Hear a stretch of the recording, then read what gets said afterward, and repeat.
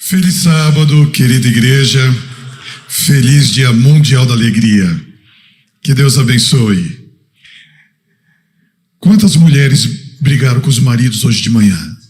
Não precisa levantar a mão, só levanta a sobrancelha. Deixa eu ver. E quantos maridos brigaram com a mulher? Agora ela pode levantar a mão. Que bom que vocês vieram à igreja. Que bom estarmos aqui mais uma vez. Deus abençoe. Deus abençoe. Quando o pastor João Paulo me convidou para pregar aqui na igreja, eu não sabia como a nossa sociedade, o mundo, estaria neste dia. E eu tenho pedido muito a Deus que coloque em meus lábios as palavras que eu devo falar. E como esta é uma igreja que nas últimas décadas eu tenho estado aqui, que bom ver você. E acompanhei à distância a reforma, eu vou vendo rostos e vou assim cumprimentando com os olhos. Quero agradecer ao Maxwell, toda vez que eu venho aqui, ele me dá uma toalhinha dessa aqui, olha. Eu preciso de bastante suor para usar as toalhinhas que o Maxwell me dá. Toda vez que eu vim aqui, já há algumas décadas, sempre lhe dá uma toalhinha. A última vez eu ganhei quase que um cacho de bananas. Os irmãos também ganharam, que eu lembro. Ele tinha uma sacolinha, eu acho que ele cortou um pé de bananas na casa dele no sábado de manhã e trouxe um monte de bananas aí pra gente. Que Deus abençoe. Deus abençoe, é uma cordialidade muito agradável, muito interessante. Por que nós estamos aqui agora? Eu vejo jovens, eu fico muito feliz quando eu vejo jovens, crianças. Nós chegamos aqui hoje por um costume. É um costume. Paulo escreveu de acordo com o meu costume a cada sábado ir à igreja. É um costume, é uma prática. Será que essa prática reincidente, que torna-se um hábito, a repetição reincidente, desenvolve um hábito? É possível termos desenvolvido um hábito de vir à igreja aos sábados? É possível. É possível. Mas qual motivo, base específico nos traz aqui? Eu quero ler um texto, e esse texto vai ser a base do assunto desta manhã. E antes eu quero agradecer a irmã Agapito. Acertei? Não?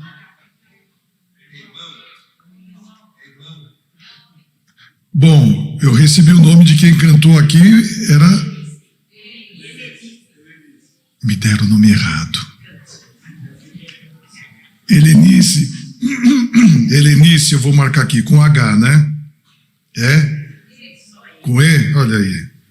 Eu vou pôr aqui porque eu quero chamar a irmã no final do culto.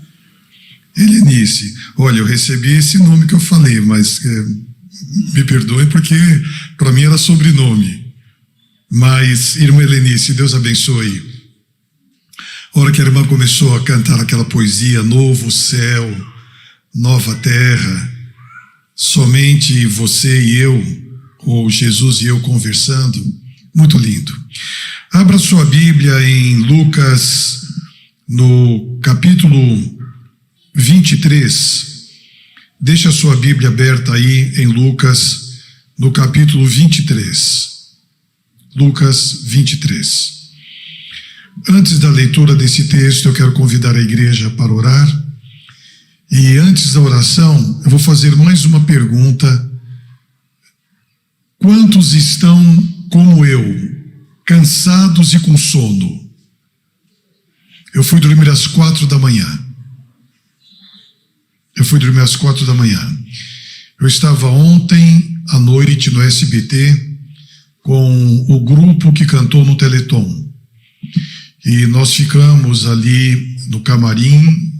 E eu falei para o grupo dos que cantaram, eu posso mandar aqui para a igreja depois o que o SBT já jogou no ar, um hino lindíssimo que foi cantado no Teleton. Sempre o Itamar leva, há 25 anos, um grupo adventista para cantar. Um testemunho lindíssimo.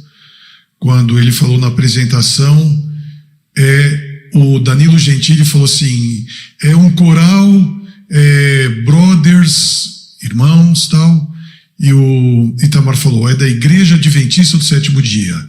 E o Danilo Gentili falou assim, eu gosto muito da Igreja Adventista, é uma igreja séria. E foi um testemunho muito lindo. E eles deixaram para o grupo cantar na última parte da apresentação, que começou ontem o Teleton. Na última parte já era 1h. E nós ficamos ali no camarim orando, pedindo a bênção de Deus, e depois que cantaram, saíram entrevistas e até fazermos a última oração e eu chegar em casa, porque lá na estrada, lá do lado da Anhanguera, eu fui dormir às próximas 4h. E quando eu me levantei hoje, eu pedi que Deus restaurasse as minhas forças como o voo da águia. Eu estou me sentindo tão bem que se eu estender a pregação, quem está com sono, aguenta aí, porque eu estou muito feliz em estar aqui agora na casa de Deus e encontrar com os meus queridos irmãos. Vamos orar então para que Deus tire o sono, o cansaço, e Deus tem poder para passarmos aqui meia hora, poucos minutos, ligados na palavra de Deus. Querido e bom Deus, obrigado mais uma vez por estarmos aqui com os queridos irmãos. Obrigado pelos amigos que nos assistem pelas redes sociais. Obrigado pela bênção de mais um sábado estarmos reunidos aqui nessa igreja tão querida. E o poder do Espírito Santo que aqui está continue em nosso meio e na vida individual de cada um de nós. Que através da chuva serôdia possamos receber agora esse poder. Capacita-nos com o poder do Espírito Santo. Tire do nosso coração o orgulho, a vaidade, a impureza, a teimosia, qualquer obstáculo que possa separar a nossa mente de estar totalmente ligada ao trono de Deus. Qualquer obstrução seja tirada nesse momento, o sono, o cansaço, outros pensamentos, sejam eles quais forem, e agora apenas com o coração aberto para receber a Tua palavra, rogamos a bênção que vem esta mensagem do trono de Deus, em nome de Jesus. Amém.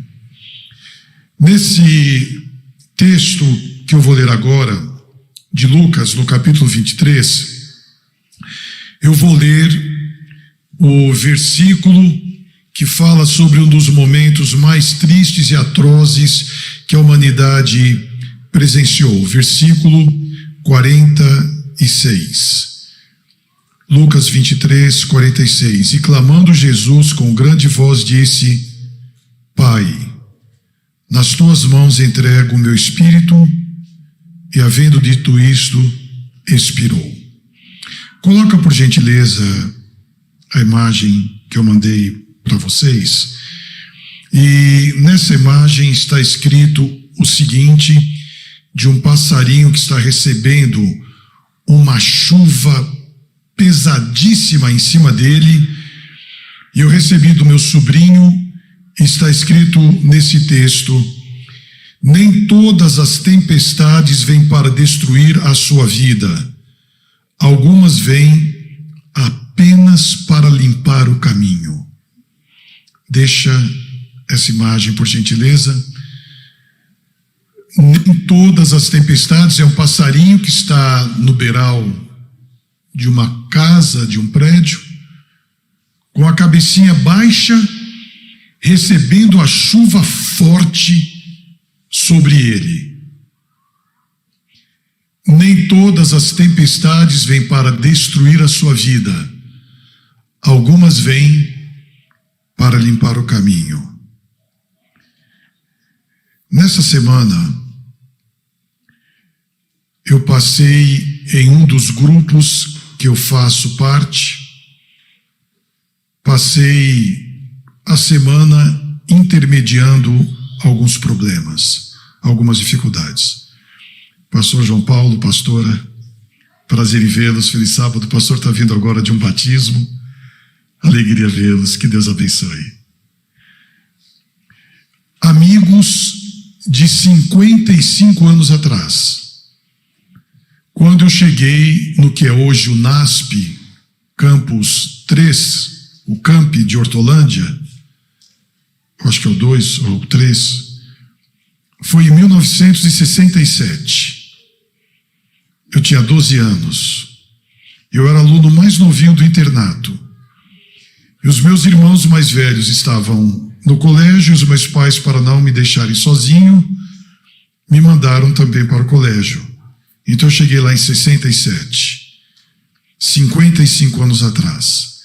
E nós temos um grupo na internet de amigos para sempre, que alguns se tornaram inimigos muito pesados nessa semana. Segunda-feira amanheceu sombria para uma parte da população e feliz para outra parte da população. Aqui reside o que é um dos princípios do caráter de Deus, a democracia. A democracia requer aceitar o que a maioria pensa ou propõe, mesmo que seja contrário ao que eu penso e proponho. E quando amanheceu segunda-feira, na madrugada, lá pelas 3 horas da manhã eu acordei, e a minha esposa também acordou. E ela disse para mim que estava muito triste e profundamente decepcionada. Me veio à mente a história dos pioneiros da Igreja Adventista do Sétimo Dia. E eu falei para ela, eu quero ler para você o que a história dos pioneiros fala a respeito de um deles chamado Irã Edson. E eu comecei a ler e rememorar para minha esposa, que já conhece, e a maioria que já conhece, o que aconteceu no dia 22 de agosto de 1844, quando cumpriu-se a profecia de Daniel 8,14, que diz: até 2.300 tardes e manhãs, e o santuário será purificado. Outubro. 22 de outubro de 1844. Muito obrigado, os irmãos estão atentos. Muito obrigado. 22 de outubro de 1844. Encerrou a profecia das 2.300 tardes e manhãs, ou 2.300 anos, e um pregador muito entusiasta, chamado Miller, começou a pregar que pelos estudos dele, naquela data, Jesus iria voltar. E a pregação dele era tão incisiva, tão poderosa, que milhares de pessoas aceitaram nos Estados Unidos. E alguns dias antes de 22 de outubro de 1844, alguém daquela comunidade morreu. E por incrível que pareça, foi um funeral de alegria, porque os parentes diziam: que bênção, daqui a poucos dias Jesus vai voltar e o nosso querido vai ressuscitar. Havia plantações de batatas, de abóboras, muitos produtos a serem colhidos, e eles disseram: para que vamos colher? Nós vamos para o céu no dia 22 de outubro. E aquilo apodreceu na terra. Amanheceu 22 de outubro. E na madrugada, agora da segunda-feira, eu estava lendo com a minha esposa o relato de Irã Edson, que era um fazendeiro, e na fazenda dele ele reuniu muitas pessoas, e outros foram para o lugar chamado Rocha ou Pedra da Ascensão, uma rocha, e ali, bem ao amanhecer do dia 22 de outubro de 1844, levaram as suas famílias. As crianças brincavam o tempo todo olhando para o céu. E o dia surgiu e eles começaram a cantar: Jesus vai voltar em algum momento desse dia. E olhando, cantando, lembrando das pregações de Miller, estavam felizes, chegou o meio-dia, o sol escaldante, 2 da tarde, 5 da tarde, anoiteceu, 10 da noite, vamos aguardar até meia-noite, e quando meia-noite o relógio deu as 12 badaladas, e estava tudo escuro, e Jesus não voltou, ocorreu a grande decepção, a amargura, a dor. Como eles vão voltar agora para casa? Como vamos voltar para nossos lares? A pregação que nós fizemos durante esses meses todos, fomos satirizados, fomos ridicularizados, dizendo que Jesus ia voltar. Muitos aceitaram, estão aqui conosco. O dia terminou e Jesus não voltou. A decepção e a angústia foi tão grande que alguns perderam a fé. Alguns voltaram para suas antigas igrejas, de onde haviam saído, para criar um movimento que aguardava a volta de Jesus. E esse homem, Irã Edson, e sua família, que eram metodistas, voltaram para casa, e eu trouxe o livro especialmente para ler uma frase pequena que na história da igreja adventista diz a seguinte frase referente a Irã Edson e a sua família: choramos até o alvorecer. Era um período aflitivo de pesar. Choramos até o alvorecer. Era um dia aflitivo de pesar. Quando 23 de outubro de 1844 raiou, Irã Edson foi para o celeiro da fazenda dele, um lugar pequeno onde ele guardava o feno, com alguns amigos, dentre eles um irmão que possivelmente estava hospedado na casa dele e amanheceu ali, chamado Cruzier. E foram ali para orar. E Irã Edson sentiu um desejo muito grande de visitar alguns amigos que, como ele, estavam extremamente decepcionados, desiludidos, angustiados. E eles começaram a andar e atravessaram um milharal. E Cruzier ia à frente, caminhando, e repentinamente, de acordo com o relato do próprio Irã Edson, ele sentiu como se uma mão estivesse segurando ele. E ele parou. E naquele momento, ele teve uma visão. Ele percebeu os céus abertos e ele viu o santuário celestial. E em visão, ele viu que Jesus estava naquele dia, 22 de outubro de 1844, passando do lugar santo para o lugar santíssimo no santuário celestial. Então, a data era correta, mas a interpretação estava errada. Jesus não retornaria em sua segunda vinda no dia 22 de outubro de 1844, mas estaria começando o juízo investigativo. E é um estudo muito lindo do santuário que a maioria dos irmãos devem conhecer. E se não conhecerem, cheguem para o pastor e para a pastora e falem assim: eu quero saber essa história que o pastor Jonas falou. A doutrina do santuário, que é o alicerce da igreja adventista do sétimo dia.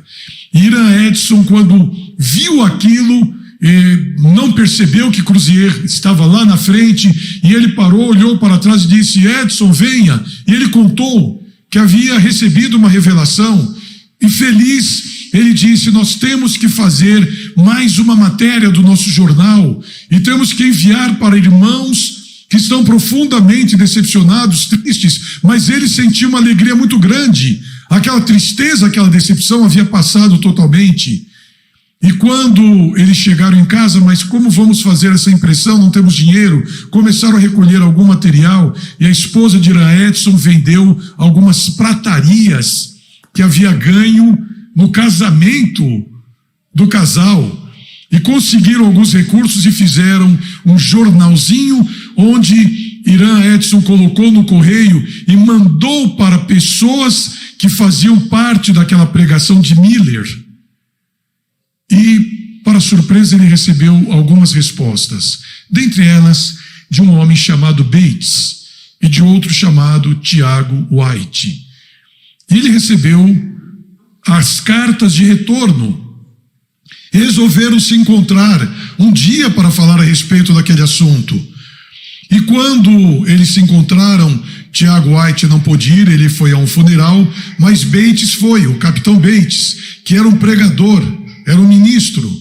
E na reunião, Irã Edson começou a falar a respeito desse assunto da revelação que ele havia recebido, para tirar do coração das pessoas aquela desilusão, aquela tristeza, aquela dor. E então ele deu a palavra para Bates, sem saber que ele era um pregador, sem saber que ele era um pastor. Era um homem que falava sobre os mesmos assuntos. E quando foi dado a Bates a oportunidade de falar, ele tirou do bolso um livretinho e disse: irmãos, sobre esse assunto que o Irã falou, é muito importante, mas concomitante, junto com esse assunto, eu quero apresentar alguma coisa que eu estou estudando há algum tempo. E ali ele apresentou que o sábado era o 7º dia. E Irã Edson, que era metodista, e até aquela ocasião a igreja adventista não existia, e aí está o início, os pioneiros, ele aceitou na hora a doutrina do sábado. E depois encontraram-se com Tiago White. E aqueles homens, o capitão Bates, Irã Edson, Tiago White e outros, começaram aquilo que é conhecido hoje como o movimento do Advento. E mais adiante, então, surgiu a história da Igreja Adventista do 7º dia. Aquela decepção que havia corroído o coração, a mente daqueles homens, transformou-se em uma grande esperança, em uma grande alegria. O que muitos nesta semana estão passando. E nesse grupo que eu apenas mencionei rapidamente, eu tive que telefonar para alguns amigos de 50 anos atrás, com os quais me encontrei lá, que era o GAC, Ginásio Adventista Campineiro, depois passou para IAC, Instituto Adventista Campineiro, depois IASP e depois UNASP, que hoje é conhecido como a nossa universidade UNASP. Eu comecei a ligar para esses amigos dizendo: vamos parar com isso. Nós somos amigos, nós somos irmãos. Houve agressões verbais pesadíssimas. Você pensa dessa forma, mas eu penso de outra forma. Então eu não aceito o que você pensa. E surgiram palavrões pesados. Um deles foi extirpado do grupo, foi expulso do grupo. Todos na casa dos 70 anos, o mais novo já chegou aos 60. Todos nominalmente cristãos, fervorosos, a esmagadora maioria adventistas. Mas por quê? Algo que acontece em nossa sociedade abate tanto, decepciona tanto. E pensando no assunto dessa semana, que a todos nós envolveu, me veio à mente esse texto, que eu li agora, de Lucas. E tendo Jesus bradado com grande voz, disse: Pai, nas tuas mãos entrego o meu espírito. E tendo dito isto, expirou, morreu. Naquele momento ocorreu a pior, a mais terrível de todas as decepções. Um discípulo apenas estava ao pé da cruz, João. Os outros, com medo, haviam fugido, mas estavam à distância presenciando. Eles viram quando o céu fechou. Eles viram quando do nada começou a rebombear trovões pesadíssimos. Eles viram a angústia de Jesus quando exclamou: Pai, por que me desamparaste? Eu me sinto sozinho. E tendo dito isto, expirou. Sepulcros se abriram. E aqueles homens, agoniados, tristes, pensaram: Se o Messias, que é Deus, morreu, nós que somos seus discípulos seremos os próximos. E foram se esconder, fugiram. E amanheceu um sábado como hoje. O coração extremamente decepcionado por uma única razão: o que é divino não morre. O que é divino é eterno. E ele havia dito que estaria sempre com eles. Eu vi Jesus ressuscitar, pensavam os discípulos. Eu estava ali quando Jesus pediu para tirar a pedra e as irmãs de Lázaro disseram: pastor, mestre, Senhor, há 4 dias o meu irmão está morto. O odor é fétido, é pesado, não dá para tirar a pedra. E eles viram quando Jesus disse: tirem a pedra. E orou a Deus e disse: Pai, apresente agora diante deles o poder que me é dado. E disse: Lázaro, sai para fora. Isso é uma utopia, uma irrealidade tão grande que é impossível acreditar que essas palavras possam soar aos ouvidos de quem já está com o corpo putrefado. Mas, repentinamente, Lázaro sai. E aquela alegria, eles viram Jesus curar. Eles viram o milagre da filha de Jairo, um líder da igreja, que havia também perdido a sua filha. Eles viram a multiplicação dos pães. Eles viram leprosos serem limpos. E agora, o que é divino está morto. A maior de todas as decepções. Angustiados, com medo, fugindo. Eles se esconderam até o domingo, mas as saudades eram enormes. E eles foram para o sepulcro em grupos diferentes, as mulheres, discípulos, outros foram ver pelo menos para confirmar, não pode ser essa pedra que foi colocada aí no túmulo de José de Arimateia, um túmulo novo, não pode ser que Jesus esteja ali, ele é o Messias, ele é o Salvador. E quando chegam, a pedra não está, eles ouvem guardas balbuciando, homens de uma força extraordinária das legiões romanas, acostumadas com os embates da guerra, estavam como que atordoados, sem saber, porque eles ouviram alguma coisa dizer que eles estavam ali adormecidos, e repentinamente o céu se iluminou, um anjo poderoso desceu, eles praticamente desmaiaram, mas eles viram Jesus sair, esticar os braços e dizer: eu sou a ressurreição e a vida. Jesus havia ressuscitado, e aquela decepção levou para uma alegria tão grande, algo tão extraordinário, que aqueles homens, todos eles, com exceção de João, que passaram pelo martírio, eles davam a sua vida em alegria por aquele evangelho que eles haviam visto, haviam conhecido. E quando essa decepção de 1844 aconteceu, e as informações da revelação foram dadas, homens e mulheres retomaram a alegria da vida, retomaram o prazer de existir. E o tempo passou, a Igreja Adventista foi formada, nós estamos vivendo em um período importantíssimo da história, onde muitos que aqui estão, não todos, estamos passando por uma semana de decepções, de interrogações. E eu estive pensando quando preguei no sábado passado, e eu disse: amanhã, que foi no último domingo, Deus sabe o que está aí à frente. E o que Ele permitir, nós vamos aceitar. Mesmo que seja alheio à minha vontade. E se Deus permitir desta forma, nós teremos um período ainda maior de liberdade religiosa. Se Deus permitir da outra forma, eu fiz a pergunta que eu faço agora à igreja. Porventura, é uma pergunta, não uma afirmação. Porventura não pode ser o start divino para os acontecimentos finais?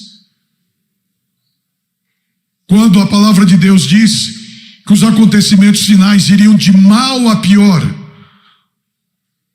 e seriam rápidos, consecutivos, acontecendo. Então, durante essa semana, me veio à mente o que nos 2 últimos anos está ocorrendo no mundo. Porventura, pode ser, pergunto, que Apocalipse 13 esteja se cumprindo? Quando o poder que surgiu do mar, identificado como Vaticano, e o poder que surgiu da terra, identificado como os Estados Unidos, há 2 anos atrás, quando Joe Biden foi eleito como presidente norte-americano, o segundo presidente norte-americano de toda a história católico. Porém, não qualquer católico, um católico jesuíta. E o Papa, que tem uma vertente de esquerda, que o próprio Vaticano, alguns bispos que questionam, estou trazendo a mídia ao conhecimento e não rebatendo nenhum ponto de vista, também é jesuíta. Porventura, pode existir a possibilidade de cumprir-se Apocalipse 13 diante dos nossos olhos? E concomitante, nesses 2 anos para cá, surge uma guerra. Em plena era pós-moderna, onde a tecnologia é tão avançada que esta guerra ela é detectada a cada milésimo de segundo por satélites do mundo. Todos sabem o avanço de um e de outro, mas a guerra não termina. Como pode existir uma guerra em nossos dias da forma que está existindo, quando na primeira semana nós todos ficamos estupefatos e víamos tudo aquilo, e agora no 9º mês nós nem nos lembramos mais. Mas a guerra física está acontecendo, a guerra espiritual está acontecendo, e o mundo olhava para o Brasil. O que vai acontecer no Brasil? E Deus permitiu, aprove a Deus, em sua infinita sabedoria e misericórdia, que o nosso país caminhasse para a história que estamos vivendo. Então vem Jesus, em Mateus no capítulo 22, e é questionado por líderes da comunidade que não o aceitavam como Messias judaica, para perguntar: é lícito dar tributo ou pagar impostos a César, que era o imperador romano, que os judeus odiavam? E Ellen White diz que nunca as bandeiras romanas estariam tremulando nos muros de Jerusalém se o povo tivesse sido fiel àquilo que Deus havia dito a Abraão lá no início: se diligentemente guardardes os meus estatutos e os meus mandamentos, então vocês vão ser uma grande nação, vão prosperar, vão ser líderes. Mas o povo sempre caía na idolatria. Hoje nós não caímos na idolatria, nós não adoramos ídolos, mas eu posso adorar o meu corpo, o meu cabelo, o meu carro, a minha casa, o meu dinheiro, alguma coisa que eu tenho. Posso colocar aquilo à frente de Deus. E quando perguntaram a Jesus se era lícito pagar o tributo, eles esperavam que Jesus dissesse que não. É o que qualquer judeu diria, que odiava os romanos. E se ele dissesse que não, ele seria um insurgente contra o Império Romano e estaria cometendo um crime. Se ele dissesse que sim, ele seria um traidor do povo judeu, que diz que deveria se pagar o tributo. Então a sabedoria maravilhosa de Jesus pediu: me traga uma moeda. E naquela moeda estava cunhada a figura de César, do imperador. E Jesus não disse: pague ou não pague. Ele perguntou: de quem é essa figura que está aqui? E eles responderam: de César. E Jesus disse: dai a César o que é de César, dai a Deus o que é de Deus. Pedro, vá ao mar, jogue um anzol. E o primeiro peixe que você pescar, abra a boca do peixe. E você vai encontrar uma moeda. Pague o seu tributo e pague o meu. Peixe não tem moeda na boca. Muito menos o primeiro. Milagre de Deus, e Pedro puxou, está em Mateus capítulo 17, você pode ver em casa. Puxou o peixe, abriu a boca, tinha um estáter, uma moeda. Ele pagou o tributo dele e de Jesus. Dai a César o que é de César, dai a Deus o que é de Deus. E Deus nos orienta a orarmos pelas autoridades constituídas, independente de gostarmos ou aceitarmos. A orientação de Deus é: ore pelas autoridades constituídas. Nós não devemos pedir a Deus que tudo fique ruim para comprovar aquilo que eu quero. Porque se a nação for para a bancarrota, eu também vou. Então eu devo orar para que Deus prospere o nosso Brasil, para que Deus direcione e dirija os líderes que à frente vão estar. E se porventura, dentro do plano desse novo governo, for algo contrário ao que eu penso, ou ao contrário ao que eu gosto, ou ao que eu prego, e for um start que Deus pode estar me mostrando para os acontecimentos finais, eu diria: louvado seja o nome de Deus. Porque chegará um momento, queridos irmãos, que o justo viverá pela fé. E nós não estamos acostumados a grandes perdas. Nós guardamos tudo que temos como a nossa própria vida. E antes da volta de Jesus, o justo viverá pela fé.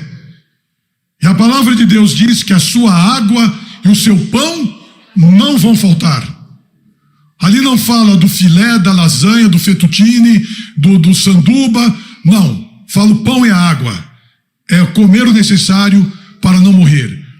E aqueles que estiverem guardados e velados pelas mãos do Onipotente, passando agora por algum tipo de decepção, que outras que virão serão muito maiores, muito mais agudas, muito mais intensas, que Deus nos dê a bênção para aceitar os desígnios de Deus, porque Ele sabe o futuro diferente do que nós sabemos, que nós não sabemos nada.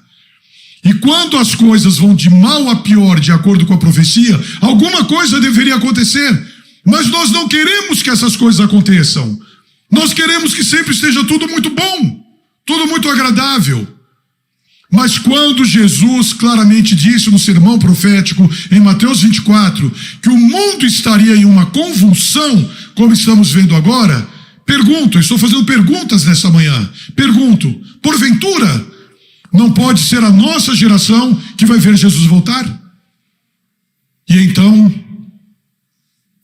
em algum momento, quando o mundo estiver totalmente arrebentado, quando, de acordo com a cadeia profética, o último ato do drama da história desse mundo será o decreto dominical. E a liberdade que temos hoje, com as portas das igrejas abertas, essa liberdade será tirada. E nós perguntamos, mas como pode existir um decreto no mundo? Se nós estudarmos Apocalipse 13, vamos ver que a imagem deste poder, que é identificado como Estados Unidos, deu autoridade ao outro poder, que é religioso, para que uma nação, e não uma linha religiosa, tomasse a frente para um decreto.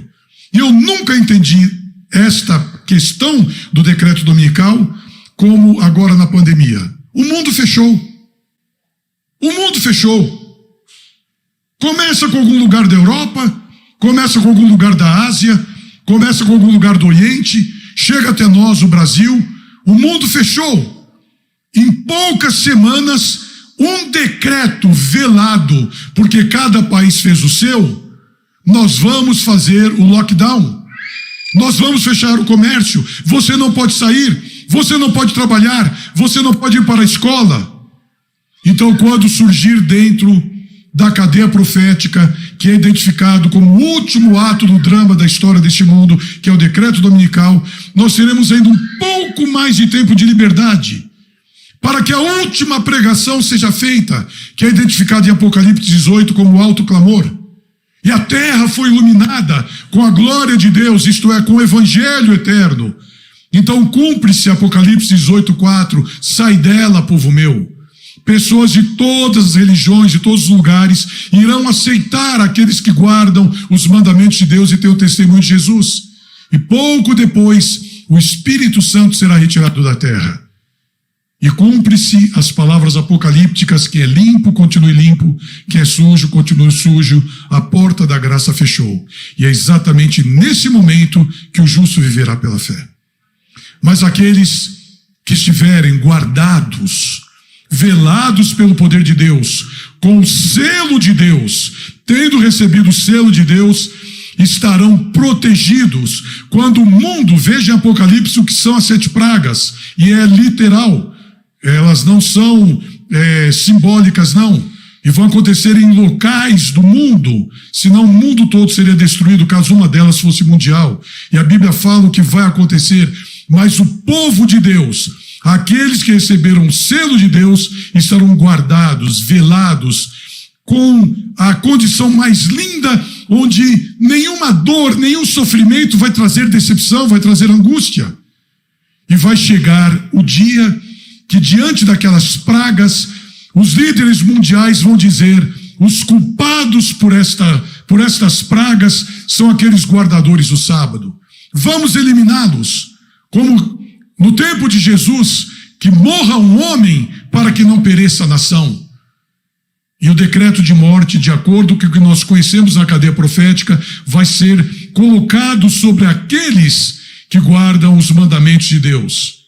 Então, no dia que antecede, e esta é uma parte lindíssima, profética, no dia que antecede a esse decreto de morte, o mundo vai ouvir o ribombar de um trovão estarrecedor, que vai trazer uma angústia, um medo terrível para os que não têm o selo de Deus e têm o sinal deste poder espúrio, mas para os salvos, para os que são guardados pelas mãos onipotentes, será a doce e suave voz de Deus, dizendo o dia e a hora da volta de Jesus.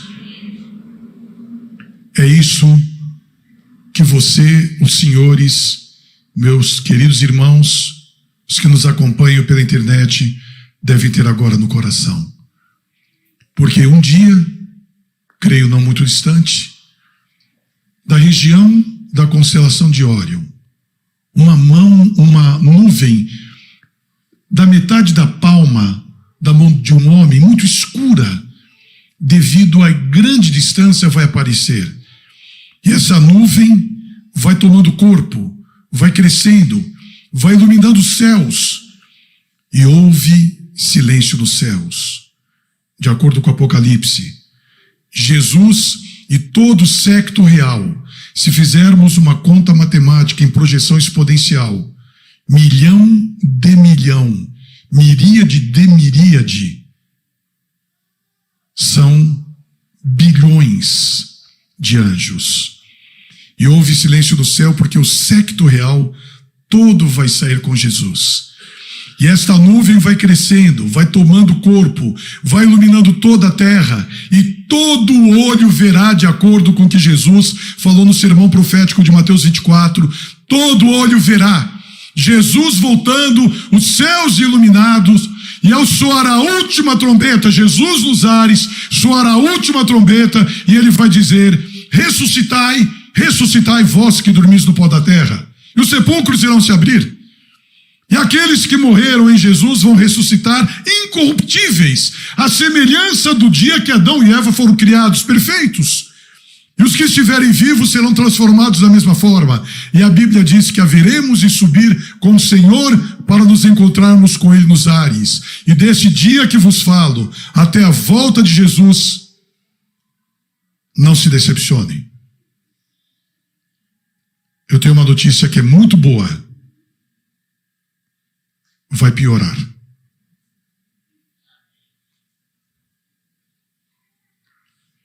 E como alguém pode dizer, tem uma notícia boa, que vai piorar? Porque quando o mundo estiver em convulsão, é o sinal da volta de Jesus. E quando essas palavras forem ditas, não importa, queridos, se eu ou você estejamos vivos ou mortos, não importa. Quem estiver morto, desde o momento que fechou os olhos até a volta de Jesus, é como alguns segundos. Não importa o tempo. Importa abrirmos os olhos, quem vai estar ali do ladinho é o seu anjo da guarda. O meu anjo da guarda. Eu tenho orado a Deus e dito a Ele, Senhor, se for da Tua vontade que eu passe pelo tempo de angústia e faça parte dos 144 mil, me dê forças para suportar. Porque haverá um tempo de angústia, Daniel capítulo 12, como nunca houve, nem tampouco haverá. E a prova será dura. Eu quero que os amigos queridos que estão aqui tirem do coração, com a bênção de Deus, a decepção. O nosso mundo não é aqui. Tenha em mente que, independente, a despeito do que acontecer, mesmo contra a sua ou a minha vontade, Jesus está no comando. E Ele está no comando de uma partícula tão minúscula deste universo, tão minúscula, que a NASA, através de um satélite chamado Rainbow, trouxe nos últimos 20 anos a existência de aproximadamente 2 trilhões de galáxias, onde cada galáxia tem bilhões de estrelas. E nós sabemos que há mundos não caídos, onde não entrou o pecado, para os quais servimos de expectativa. E quando eu olho para o nosso sistema solar, diante da grandiosidade desse universo, eu separei algo que me veio à mente e eu peguei na minha mochila. A menor partícula de massa é o neutrino. A menor partícula de massa é o neutrino. Equivale a 1 bilionésimo de trilionésimo de 1 grama. O neutrino é a menor partícula de massa e equivale a 1 bilionésimo de trilionésimo de 1 grama. Então, quando você vai pesar e está ali 70 quilos e 3 gramas, você descarta as gramas, porque é um peso muito pequeno. Então eu poderia dizer que o nosso mundo, nesse universo de Deus, de 2 trilhões de galáxias, é um neutrino. É minúsculo, que não dá para ver, mas é o centro do universo. É onde a Nova Jerusalém vai descer após o milênio. E aqui vai estar o trono de Deus. Que privilégio.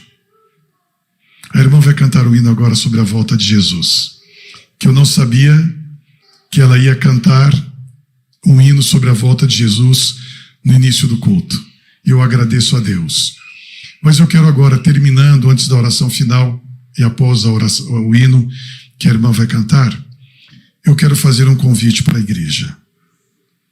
E o convite que eu vou fazer para a igreja é diferente de todos os que eu fiz durante o meu ministério. Peça a Deus, em oração, a partir de agora, desse momento, tirar a decepção do seu coração. E o que tiver que vir, virá, de acordo com o plano de Deus, independente do que queiramos ou pensemos, vai acontecer. E se você tirar essa desilusão e essa tristeza, por incrível que pareça, olhem para mim, bem forte. Você vai voltar a sorrir. Você vai voltar a sorrir. Aceita isso no seu coração? Aceita isso no seu coração? Se você aceita no coração o que eu acabei de falar agora, levante a sua mão. Fique assim. Fica assim, pode ficar com a mão levantada. Quem não crê não precisa levantar não tem problema. Não tem problema. Querido e bom Deus, o levantar de nossas mãos simboliza nesse momento que aceitamos tirar a decepção e a desilusão da vida, nesse sentido que foi apresentado agora, e aceitar os planos de Deus, independente do que eu gosto, do que eu quero, do que eu aceito para a minha vida. Crer na vontade de Deus e aceitar os seus desígnios é tão importante, porque nós não faríamos nada diferente do que Deus faz, caso soubéssemos o futuro como Ele sabe. Se nós soubéssemos o futuro como Deus sabe, nós não faríamos nada diferente. É exatamente por não sabermos que aceitamos agora, com a mão levantada, os desígnios de Deus para a nossa vida. Abençoe os jovens que estão aqui. Abençoe os nossos bebês, as nossas crianças, os adultos, os idosos. Abençoe e salve os nossos casamentos. Salve os nossos lares e salve o nosso país.